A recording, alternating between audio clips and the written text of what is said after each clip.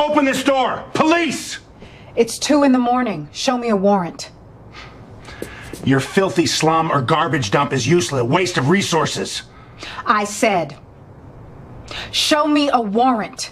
Cold laugh. Then the sound of footsteps kicking down the door. The door exploded. 4 officers screaming, flashlights stabbing the dark. On the ground! She didn't move. Stood in her robe, chin raised, eyes on the sergeant. This is my home. You have no... He grabbed her throat and slammed her into the wall. He threw her down. Cuffs snapped tight before her next breath. He leaned close, grinning. Your home. Not anymore. Her eyes slid to the jacket on the wall. 3 gold letters under the flashlight. None of them have seen it yet. They had no idea they had messed with the wrong person. 3 weeks earlier, a moving truck pulled up to 14 Maplewood Terrace just after dawn. The street was quiet. Trimmed hedges lined every yard. American flags hung from porches. Sprinklers ticked across perfect lawns. It was the kind of neighborhood where people waved from driveways and kept their doors unlocked. Whitney Adams stepped out of a silver sedan behind the truck. She wore jeans, a gray t-shirt, and white sneakers. No jewelry, no makeup. She pulled a cardboard box from the back seat, balanced it on her hip, and walked toward the front door of the corner house, the one that had been vacant for 6 months. She was 34, lean, calm in the way people are when they've trained themselves to stay calm. She moved with purpose, but never hurry. Every motion deliberate. Every glance measured. She had spent the last 9 years at the Federal Bureau of Investigation. Her specialty was public corruption, specifically law enforcement misconduct. She had built cases against dirty cops in 3 states. She had testified before a congressional committee. She had put a police chief behind bars in Georgia. And now she had transferred to this district. New office, new assignment, new home.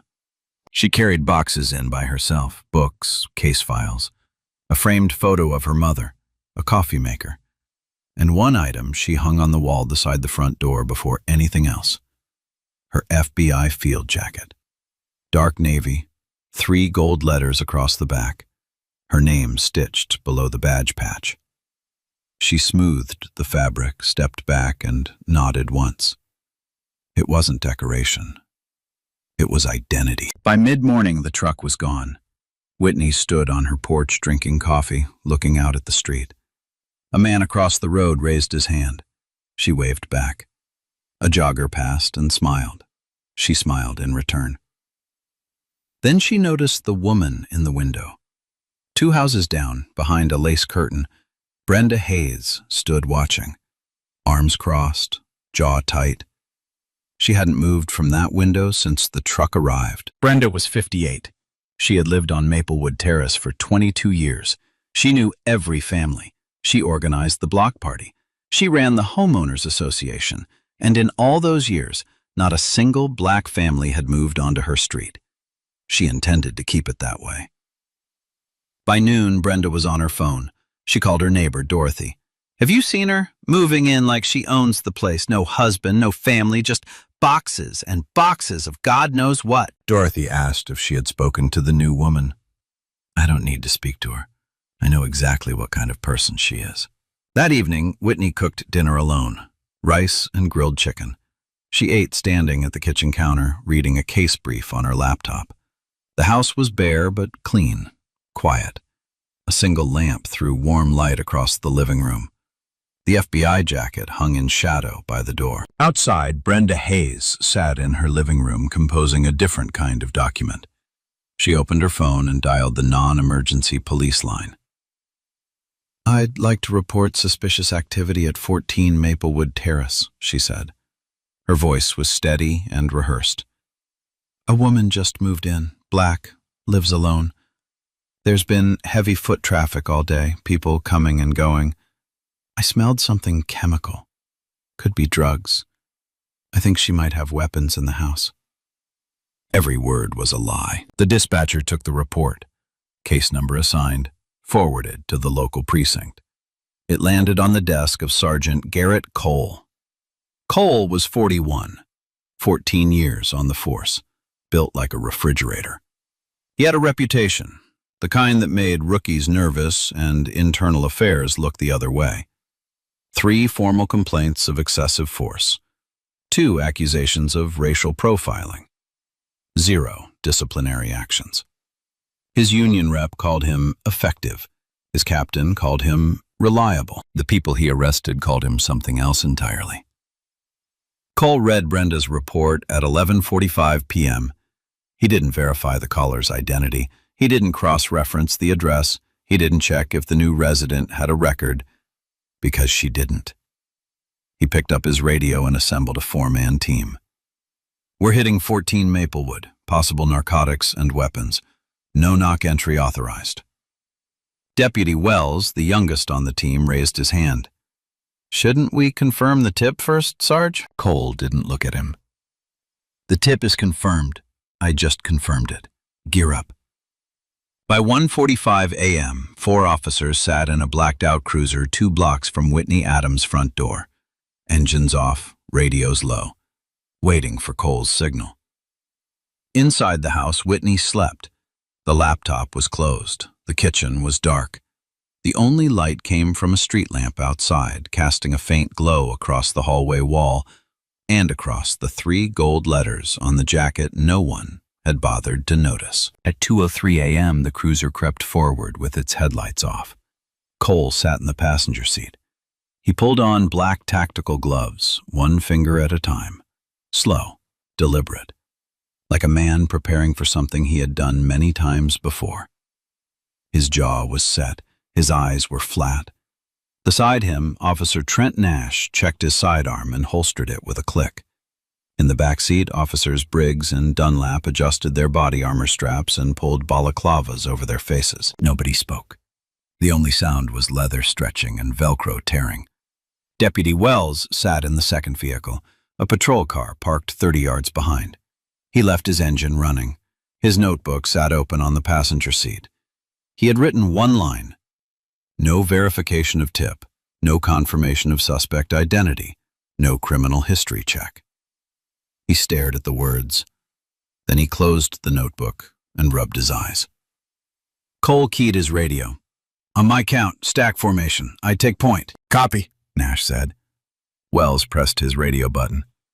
Sergeant, do we have confirmation the resident has a criminal history? I couldn't find anything in the system. Silence. Then Cole's voice, cold as iron. Did I stutter, deputy? Stack up or stay in the car? Wells stayed in the car. The 4 officers moved across the front lawn in single file. Wet grass soaked their boots. A dog barked 2 streets over. The porch light at number 14 was off. Every window was dark. The street was dead silent. Cole reached the front door. He pressed his ear against it for 2 seconds. Nothing. No sound. No movement. No voices. Just a woman sleeping alone in her own home. He didn't knock. He didn't announce a warrant. He didn't call out police through the door. He raised his right boot and drove it into the wood just below the lock. The frame shattered. The deadbolt ripped through the jamb like a tooth yanked from bone. The door swung inward and cracked against the hallway wall. Police! Get in here! Go, go, go! They poured through the doorway. Flashlights mounted on weapons slashed the darkness. Beams crisscrossed the hallway, the living room, the kitchen doorway. Boots pounded the hardwood like hammers. Commands overlapped, crashing into each other. Clear left! Movement! Bedroom! Get her! Get her now! Whitney had been asleep for 3 hours. The first sound she registered was the door, a crack so loud it sounded like a car accident inside her own house. Then the shouting. Then the blinding white light. She sat up in bed. Training kicked in before thought did. Hands up, palms open, visible, feet flat on the mattress, center of gravity low. I'm unarmed, she said. Her voice was steady, not a tremor. I'm alone in the house. I'm cooperating. Cole was through the bedroom door before she finished the sentence. His flashlight hit her face like a searchlight. She squinted but held her gaze on him. On the floor, face down, now! I'm cooperating, officer. I need to see your warrant first. You don't need anything. Get on the ground. She swung her legs off the bed and lowered herself to one knee, hands still raised above her shoulders. I have a constitutional right to see the warrant. What am I being charged with? Cole crossed the room in 2 strides. He grabbed her left arm, twisted it behind her back until her shoulder popped, and forced her chest first onto the floor. Her chin cracked against hardwood. She tasted copper. His knee landed on her lower spine, not to restrain, but to hurt. Shut your mouth, he hissed. You talk when I tell you to talk, understand? She understood more than he could possibly imagine. Nash entered behind him and swept the bedroom closet. He yanked clothes off hangers, blouses, blazers, a dry-cleaned charcoal suit still in plastic. He tossed them on the floor in a pile. He pulled open every dresser drawer and dumped them. Underwear, socks, neatly folded t-shirts, scattered across the carpet like garbage. Nothing here, Nash said, kicking through the pile. Keep looking, Cole said. He hadn't moved his knee from her back. Whitney lay still. Her cheek was flat against the cold floor. She could feel every grain of the wood pressed into her skin. She could hear her own heartbeat. Steady, controlled, 60 beats per minute. She could smell boot polish, gun oil, and the faint, sour trace of chewing tobacco on Cole's breath above her. She knew this script. She had read dozens of case files exactly like this moment. Forced entry on fabricated probable cause, escalation without evidence, intimidation designed to provoke a reaction that could be written up as resistance. She had built her entire career prosecuting officers who did precisely what was happening to her right now. But knowing the script didn't make the knee any lighter. What exactly are you looking for? She asked. Calm, measured. The tone of someone conducting an interview, not lying on a floor. Cole leaned down. His face was inches from hers. Drugs, weapons, whatever you're hiding in this house. There are no drugs. There are no weapons. You're making a serious mistake, Sergeant. He smiled. Not warmth, pure contempt. The kind of smile that said, I own this moment and there's nothing you can do about it. A serious mistake, he repeated, mocking her tone. That's adorable. You know what I think? I think you moved into this nice, quiet neighborhood to set up a pipeline. I think you've got product hidden behind these pretty walls, and I think by sunrise, we're going to find it. Or we're going to find something. You won't find anything, because there is nothing here. We'll see. He stood, finally lifting his knee. A red mark bloomed on her lower back where the bone had pressed. Nash, Briggs, Dunlap. Take this place apart. Every room, every drawer, every crack. They obeyed. The kitchen came first. Cabinet doors flung open so hard one hinge snapped. Plates pulled out and stacked on the counter. The refrigerator emptied. Containers of leftover rice, a carton of milk, a bag of grapes, a bottle of hot sauce, all placed on the floor in a row, like tagged evidence. Nash opened the oven and shone his light inside. Briggs pulled the washing machine away from the wall and checked the space behind it. Nothing. The bathroom next. Medicine cabinet swept clean in one motion. A bottle of ibuprofen, a tube of toothpaste, a box of Band-Aids, a jar of coconut oil, lined up along the sink edge like seized contraband. Dunlap pulled the toilet tank lid off and aimed his flashlight into the water. He reached in with his gloved hand, felt around, and pulled it out dripping. Nothing. The living room. Couch cushions yanked off and thrown across the room. A bookshelf searched. Every book opened, shaken by the spine, and dropped to the floor. A cardboard box of case files Whitney hadn't finished unpacking was torn open. Manila folders spilled across the hardwood, papers fanning out like scattered playing cards. Someone stepped on a framed photo of her mother. The glass cracked under his boot. Nobody stopped. And still, nothing. Cole stood in the center of the destroyed living room, hands on his hips, jaw clenched, breathing hard through his nose. The house was wrecked around him. Every room turned inside out, every surface touched, every belonging handled by strangers in gloves. Not a single grain of evidence. His face darkened. He looked toward the bedroom doorway where Whitney still lay face down, hands cuffed behind her back. She hadn't moved once, hadn't raised her voice, hadn't given him a single word or gesture he could twist into resisting arrest. That silence enraged him more than any fight would have. He walked back to the bedroom and stood over her. "You think you're clever?" She didn't answer. "I asked you a question." "I've answered every question calmly and clearly, Sergeant. And you found nothing, because there is nothing to find." He crouched beside her. His voice dropped to a whisper, the most dangerous volume a man like Garrett Cole could use. "Let me explain how this works. I write the report. I decide what we found. I decide what happened here tonight. And right now, I'm deciding that you resisted arrest, that you made threatening movements, and that we discovered drug paraphernalia in your kitchen cabinet." He paused, letting each word land. "Who do you think the judge will believe? A decorated sergeant, or you?" The question hung in the dark room like gun smoke. Whitney said nothing. She held his gaze from the floor, cheek pressed against cold wood, wrists locked in steel behind her back. Her expression didn't change, not fear, not anger. Something else. Something Cole was too arrogant to recognize. Patience. Outside, lights began turning on, one porch lamp across the street, then a bedroom window next door. Neighbors were waking. Someone parted their blinds and pressed a phone against the glass.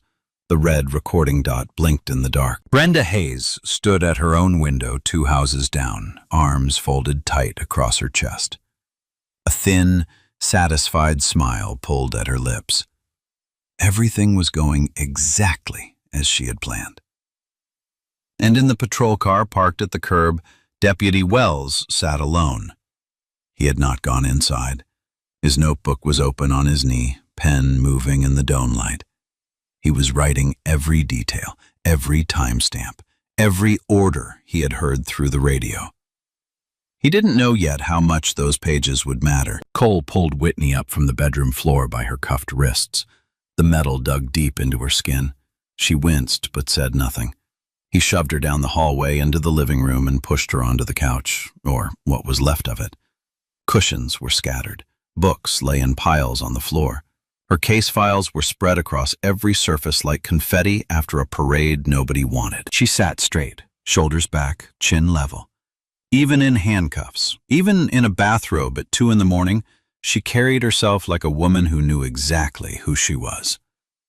Cole hated that. He paced the wrecked living room, boots crunching over broken glass from her mother's photo frame.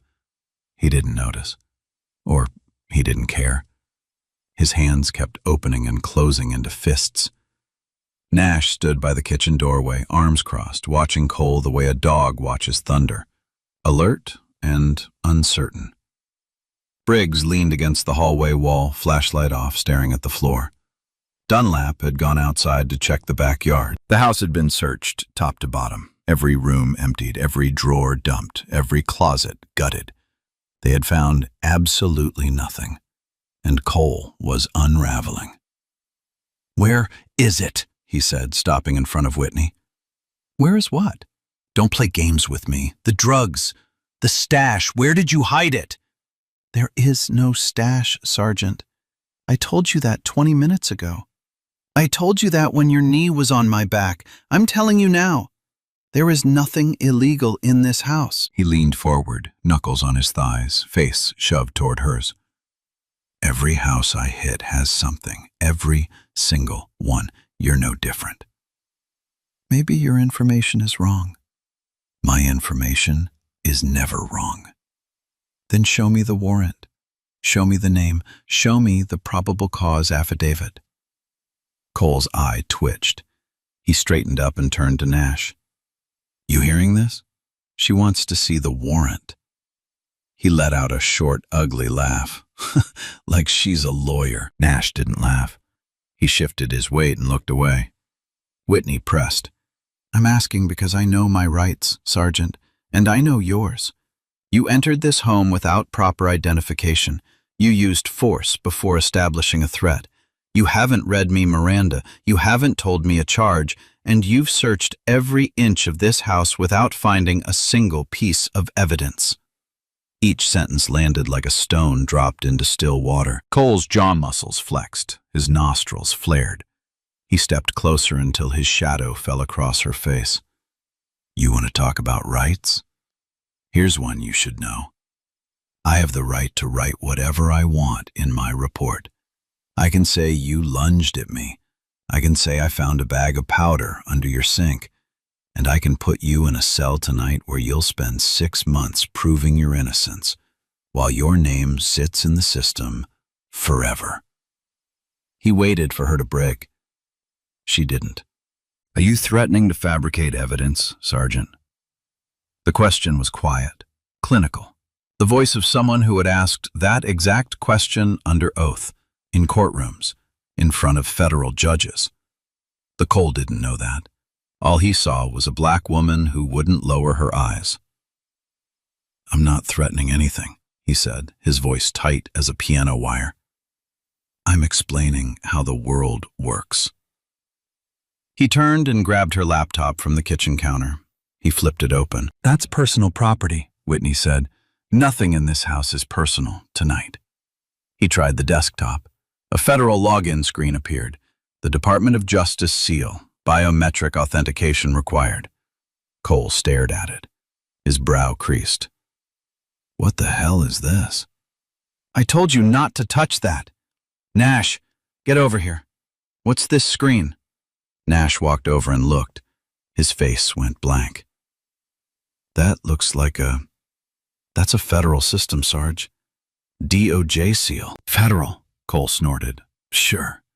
And I'm the Attorney General. He slammed the laptop shut and shoved it across the counter. It slid hard and stopped against the toaster with a crack. Whitney watched. She cataloged.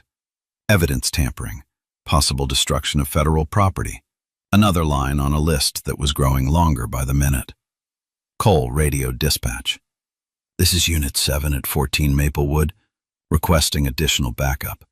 Suspect is uncooperative. May need transport. The radio crackled. Copy, Unit 7. ETA 15 minutes. He wanted an audience. He wanted more uniforms. He wanted the scene to look as big and as serious as the lie he had built around it. Outside, the neighborhood was fully awake now. 5 porch lights burned along the street. A man in a bathrobe stood barefoot on his lawn, arms crossed, staring at the cruisers. An elderly couple watched from their doorway, whispering to each other.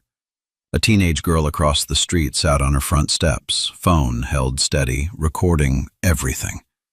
The red dot of her camera blinked without pause. Brenda Hayes still stood at her window, but her smile had faded slightly.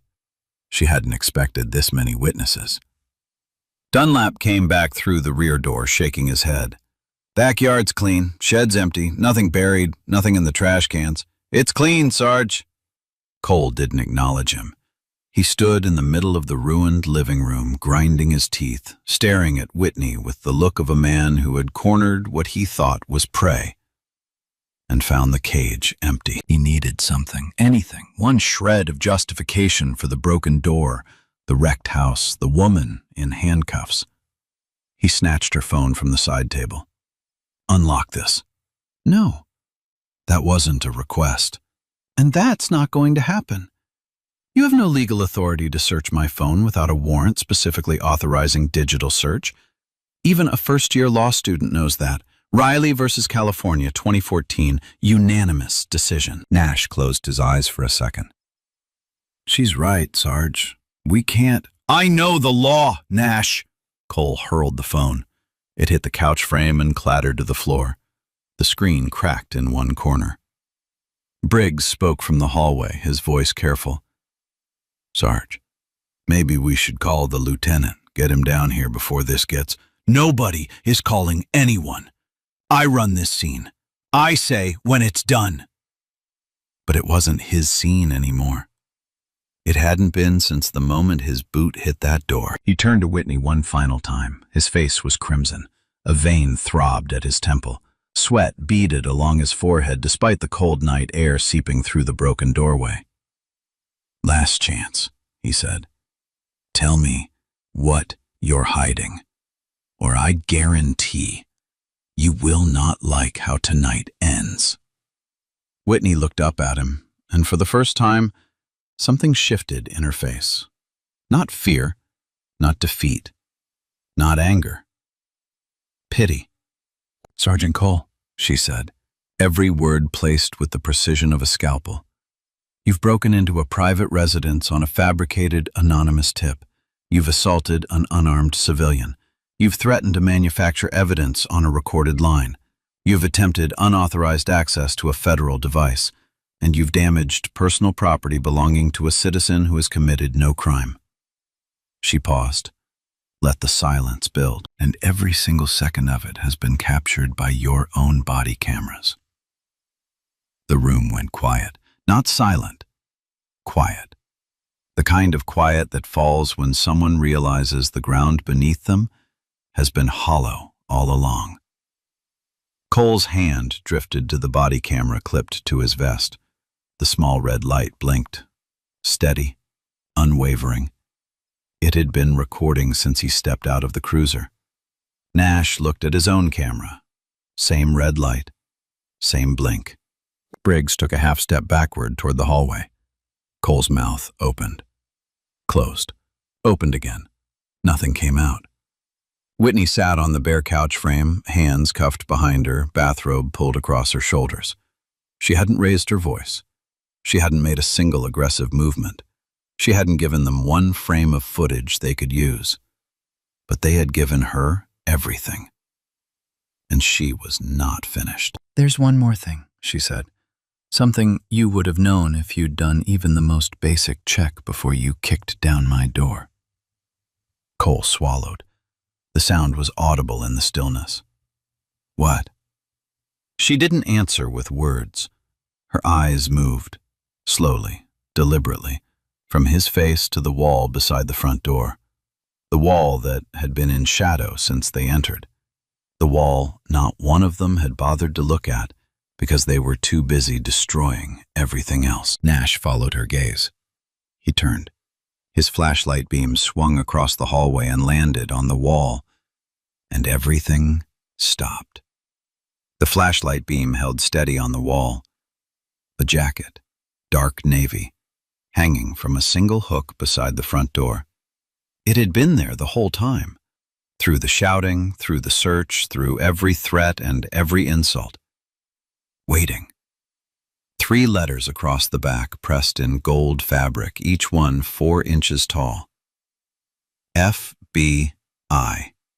Below them, stitched in white thread on a black patch, Special Agent Whitney Adams, Public Corruption Unit. Nash's flashlight didn't move. His arm locked in place like the muscle had forgotten how to work. His lips parted, but no sound came out. He read the patch once, then again, then a third time as if repetition might change what it said. "Sarge," he whispered. Cole was still facing Whitney. He saw Nash's expression first, the color draining from his face like water from a cracked glass. Then he turned. The flashlight beam was a spotlight now, every letter sharp, every stitch visible. The gold caught the light and threw it back across the hallway, painting the walls with a faint amber glow. Cole stared at the jacket for 6 full seconds. Nobody counted, but everyone felt each one. His hands dropped to his sides. His shoulders, which had been squared and aggressive for the past 40 minutes, sagged like someone had cut the strings holding them up. The vein at his temple still pulsed, but the blood had left his face. He was the color of old paper. "That's," he started. He didn't finish. Whitney stood up from the couch, slowly, deliberately. The handcuffs still locked behind her back. She didn't ask permission. She didn't wait for it. "My name is Special Agent Whitney Adams," she said. Her voice hadn't changed. Same tone she'd used from the floor. same tone she'd used when his knee was on her spine. Calm, level, absolute. I am assigned to the Federal Bureau of Investigation's Public Corruption Unit. My badge number is 7719. My supervising officer is Special Agent in Charge Daniel Crawford, Eastern District Field Office. Each word fell into the silence like a hammer on an anvil. Cole took a step backward. His boot heel caught on a book he'd thrown to the floor earlier. He stumbled, but caught himself against the wall. We received a tip, he said. His voice had changed. The authority was gone. The edge was gone. What remained was something smaller. We were acting on a credible report. Narcotics and weapons. We followed. You followed nothing, Whitney said. She stepped toward him. One step, that was all it took. He flinched. A sergeant with 14 years on the force, 3 commendations, and a reputation for making grown men confess. And he flinched from a woman in a bathrobe. You didn't verify the tip. You didn't check my name against any database. You didn't confirm residency. You didn't contact a supervisor.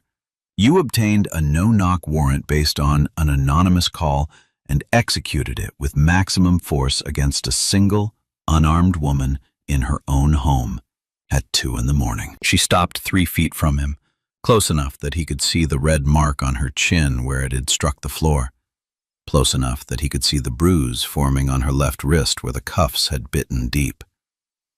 Take these off, she said. Quiet, not a request, an instruction. Cole's hands were shaking. He fumbled for his handcuff key.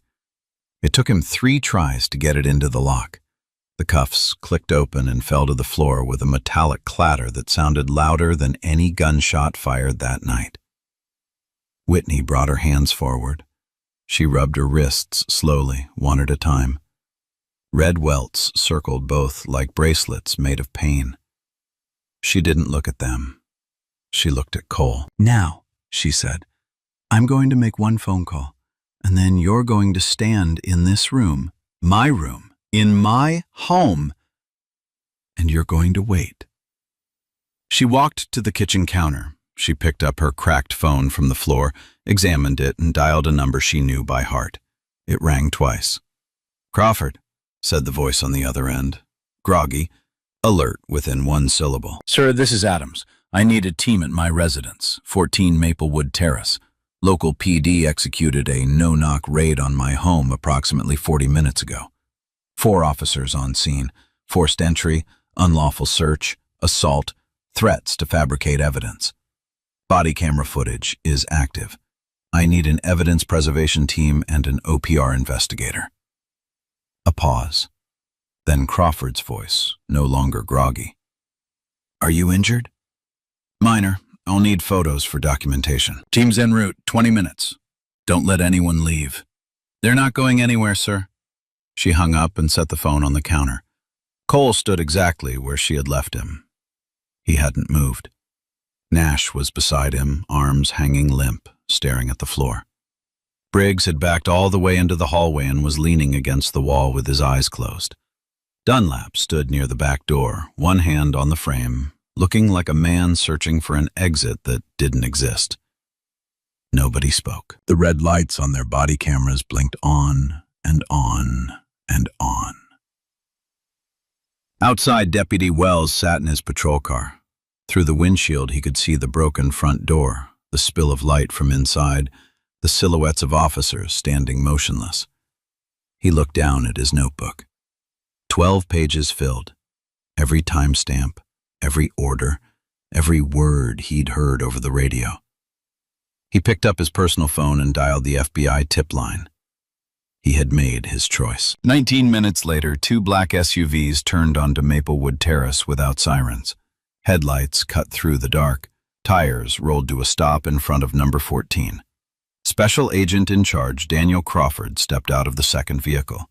Silver-haired, square-jawed, built like a man who never stopped training.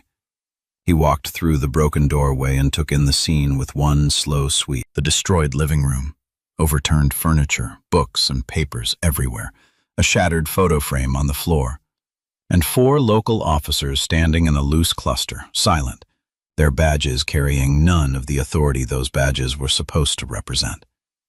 Crawford looked at Whitney first, the bruise on her chin, the red welts on her wrists. He noted everything. Then he turned to Cole. "Sergeant Garrett Cole?" Cole nodded. "Sir, we received a credible tip, narcotics and possible weapons. We followed standard procedure." Crawford repeated the words like he was reading them off a headstone. "Standard procedure does not include kicking down the door of a federal agent. It does not include assaulting an unarmed woman. And it does not include threatening to plant evidence while your own body camera records every syllable." Cole opened his mouth. Crawford raised one finger. Cole shut it. "Badge, weapon, now!" Cole reached for his belt, slowly, like a man touching something he knew he'd never hold again. He unclipped his badge and held it out. Then his service weapon, magazine ejected, slide locked. Crawford took both without looking down. "Nash, same." Nash complied without a word, badge and weapon on the table. He stepped back, face gray. "Briggs, Dunlap."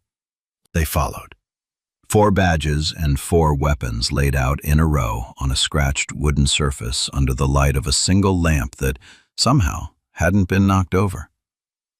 "You are suspended effective immediately," Crawford said. "Surrender your department phones and vehicle keys. Do not leave the county. Do not contact each other. Do not contact the complainant. Do not speak to media." 4 nods, no voices. Chief Harold Morrison arrived at 3:22 a.m. in a wrinkled uniform, hair uncombed, face the color of ash. He stood in the destroyed hallway and looked around like a man surveying the ruins of his own career. "Agent Adams, on behalf of this department, I want to express—" "Your officer threatened to fabricate evidence against me," Whitney said. "Your department authorized a no-knock raid on a federal agent's home based on an anonymous tip no one verified." "This isn't a mistake, Chief. This is a pattern." Morrison had no response, because she was right. And she had the evidence to prove it. Crawford's team worked the scene for 2 hours. They photographed every room. They bagged Whitney's handcuffs, her skin cells embedded in the metal. They collected the cracked phone, the shoved laptop, the broken photo frame. They downloaded body camera footage from all 4 officers. Then they found Brenda Hayes. The dispatch call log traced the tip to 18 Maplewood Terrace, 2 houses down. Crawford sent 2 agents at 4:15 a.m. Brenda answered in a quilted housecoat, reading glasses on her nose, as if she hadn't been watching from her window all night. "Mrs. Hayes, did you call the police non-emergency line at approximately 11:30 p.m. regarding your neighbor at number 14? She hesitated 1 second too long. "Yes, I was concerned. I saw suspicious—" "What specifically did you observe?" "Heavy foot traffic, people coming and going, a chemical smell." "Mrs. Hayes, street camera footage shows exactly 1 person entering that residence yesterday. The homeowner, carrying boxes. Alone." The agent paused. "Would you like to revise your statement?" Brenda's fingers tightened on the doorframe. Her face went rigid. "I'd like to speak with my lawyer." "That would be wise." Back at number 14, Deputy Wells sat at Whitney's kitchen table, the one surface that hadn't been overturned. His notebook lay open beside an FBI recording device. He spoke clearly and without hesitation. Times, orders, radio transmissions, Cole's exact words, his own objections that were ignored. Everything documented. When he finished, Crawford shook his hand. "You did the right thing, Deputy." Wells looked across the room at the broken front door hanging from one hinge. Morning light was beginning to creep through the gap. "I should have done it sooner," he said. The body camera footage leaked on a Tuesday. No one knew who released it. Internal Affairs pointed at the FBI. The FBI pointed at the local precinct. The precinct pointed at a civilian records request that had been filed 3 days after the raid. It didn't matter. By Wednesday morning, 38 seconds of Sergeant Garrett Cole threatening to plant evidence on a handcuffed woman in her own living room was playing on every screen in America. The clip started mid-sentence. Cole's face lit by his own flashlight leaning over Whitney, his voice low and deliberate. I write the report. I decide what we found. I decide what happened here tonight. Then the pause. Then the line that would end his career. Who do you think the judge will believe? A decorated sergeant? Or you? 38 seconds. That was all it took. The video hit 14 million views in 48 hours. News anchors played it on loop. Legal analysts dissected every word. Civil rights organizations issued statements before lunch. By Thursday, hashtag Justice for Whitney was the #1 trending topic in the country. And then, the other victims came forward. The first was a man named Jerome Patterson, 31, truck driver. He had been pulled over by Cole's unit 2 years earlier on a routine traffic stop that turned into a 90-minute roadside interrogation. His car was searched without consent. His phone was confiscated. He was held in the back of a cruiser while Cole told him, almost word for word, the same threat he had made to Whitney. Who do you think they'll believe? Jerome had filed a complaint. It was dismissed in 11 days. The second was a woman named Clara Voss, 26, nursing student. Cole's team had raided her apartment based on a tip from a neighbor dispute. They found nothing, but Cole's report stated she had been verbally combative and physically resistant. She was charged with obstruction. She spent 4 months fighting the charge before it was dropped. By then, she had lost her apartment and her enrollment. Clara had filed a complaint. It went nowhere. Then came Raymond Hill, 44, small business owner. Darnell Brooks, 29, college graduate visiting his mother. Sophia Reyes, 33, social worker. Tamika Wells, no relation to the deputy, 51, retired teacher. 6 people. 6 complaints, 6 files buried in the same cabinet in the same internal affairs office that answered to the same chief who had just stood in Whitney's hallway and tried to apologize. The pattern was undeniable, and the FBI had the paper trail to prove it. The federal grand jury convened 5 weeks after the raid. The courtroom was standing room only. Local media filled the first 3 rows. National outlets set up cameras outside.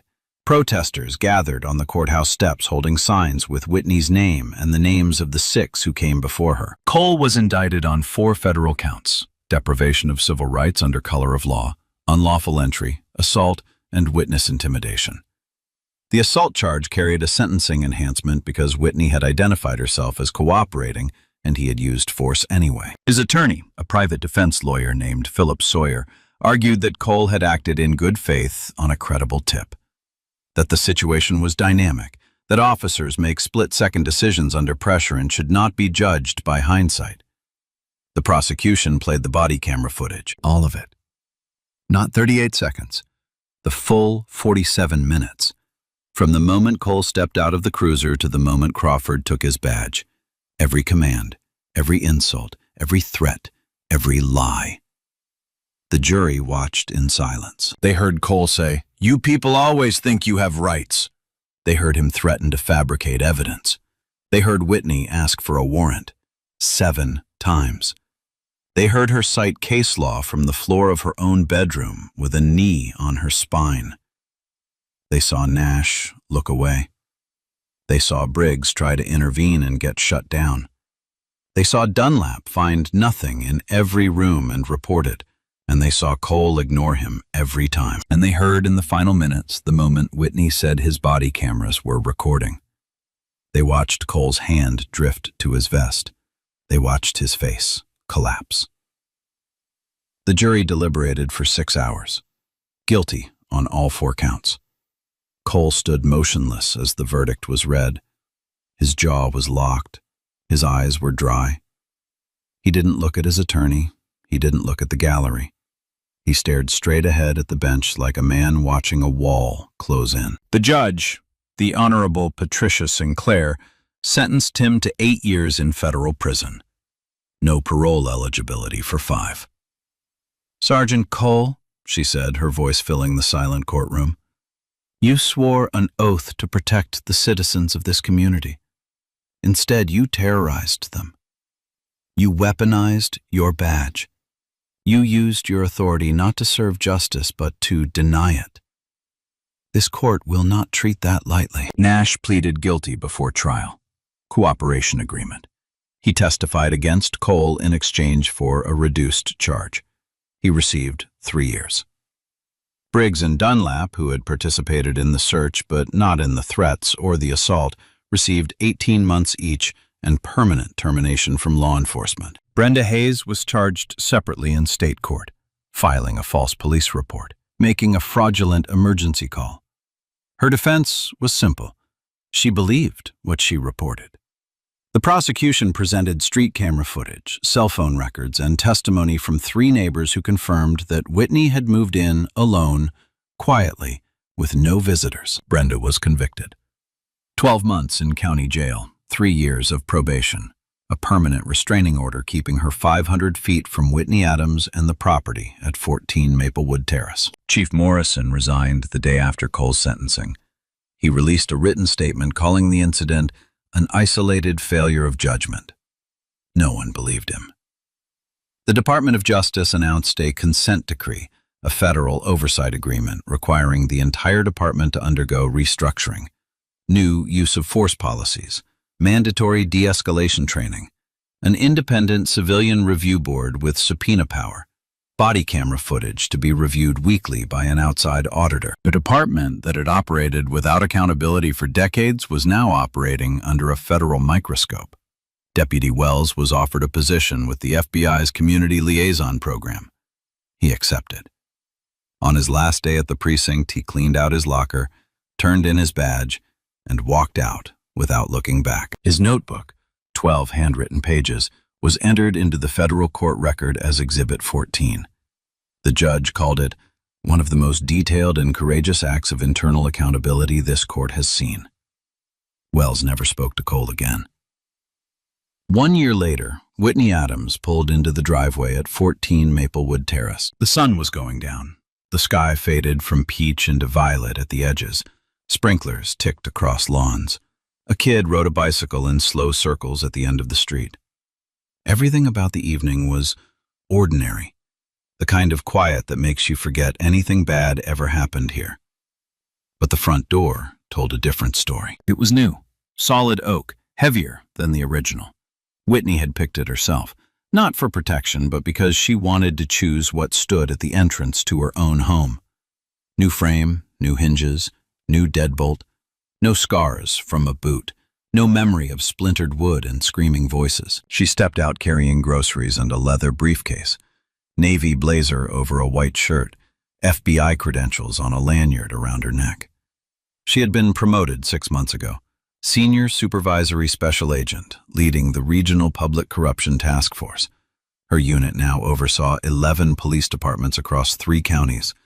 The irony was not lost on her. Inside, the hallway was repainted. The living room furnished again, new couch, new bookshelf, books arranged by subject. A silver-framed photo of her mother sat on the shelf. The old one, cracked glass and all, was locked in an FBI evidence vault somewhere. She didn't need it back. She remembered her mother's face just fine. The jacket still hung on the wall beside the front door, same hook, same spot. She had never moved it. She set the groceries down and opened the kitchen window. Evening air drifted in. Cut grass, someone's barbecue, the faint sound of a radio playing 2 houses down. The house at number 18 had new occupants now, a young couple with a toddler. They had waved at Whitney the day they moved in. She brought them banana bread the following Saturday. Brenda Hayes' name was never spoken on Maplewood Terrace anymore. Not from forgiveness. From shame. The neighbors who had watched that night, who saw the cruisers, the flashlights, the broken door, carried their own silence.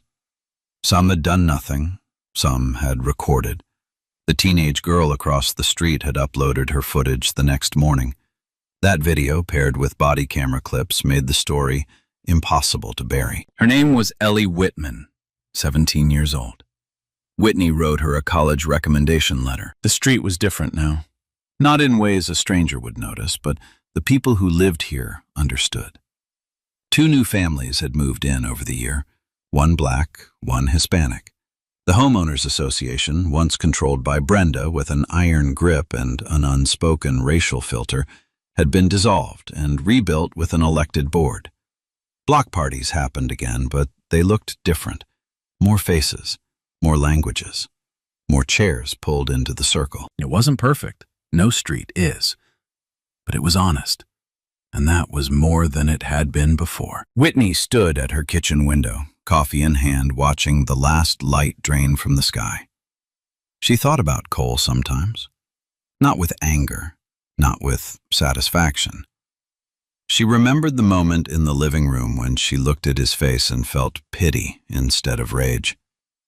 Men like him confused authority with power, power with righteousness, and righteousness with immunity. They always looked the same when the badge came off. Smaller, older, lost. She didn't build her career on revenge. She built it on records, on evidence, and the quiet, patient belief that truth, documented thoroughly enough, will eventually speak louder than any lie. She rinsed her mug and sat down at the kitchen table with her briefcase. New case files, new complaints, new names she hadn't learned yet. Somewhere in another town, in another precinct, another officer was making the same choice Cole had made. And somewhere, another person was lying on a floor, wrists in metal, wondering if anyone would ever believe them. Whitney opened the first file and began to read. The work didn't end with one verdict. It didn't end with one door replaced or one sergeant in a cell. The work continued because the problem continued. And as long as it did, people like Whitney Adams would keep showing up with their credentials, their patience, and their unshakable refusal to look away. What would you have done if you were Whitney that night? Would you have stayed calm? Would you have spoken up? Or would you have stayed silent and hoped it would end? Drop your answer in the comments. If this story hit you somewhere real, share it, because someone out there needs to hear it tonight. Subscribe so you don't miss the next one. The story is over, but one thing keeps sticking with me. We usually think prejudice lives in the loud people, the ones who shout slurs, kick down doors. We point at them and say that's the problem. But the story showed me something quieter. The cop didn't start this. The neighbor did. The cop only kicked the door because somebody in a quieted caucus made a phone call. And here's what gets me. The neighbor never thought of herself as the villain. She probably saw herself as a good citizen, watching out for her street. She wasn't shouting slurs. She was just making a phone call. That's the part nobody likes to admit. The loudest racists are easy to spot, but the quiet ones, the ones who report a black neighbor for looking suspicious, who follow someone around a store, who calls security on a guy who doesn't seem to belong. Those are the ones who keep the machine running. They are not the trigger, they are the finger on the trigger. And here's the harder question. Have you ever been one of them? Have you ever crossed the street because somebody looked off? Make a phone call you didn't need to make. Most of have. We tell ourselves it's safety, it's instinct. It's not personal, but it lands on somebody every time. And then they wake up at 2 in the morning to their dog coming up the heights. So this week, when your gut tells you somebody doesn't belong, pause. Ask yourself why. That power is everything. If you had been on that street, would you have spoken up? I would recommend hit like, subscribe. See you next time.